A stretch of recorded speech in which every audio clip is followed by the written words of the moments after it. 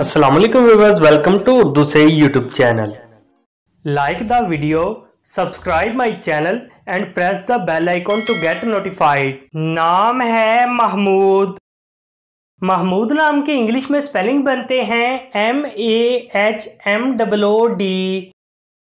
महमूद नाम का इस्तेमाल लड़कों के नामों में होता है। महमूद नाम लड़कों के लिए मखसूस है।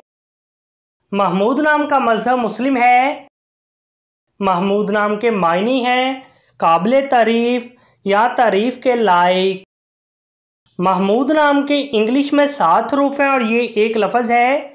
7 वर्ड्स एंड 1 लेटर।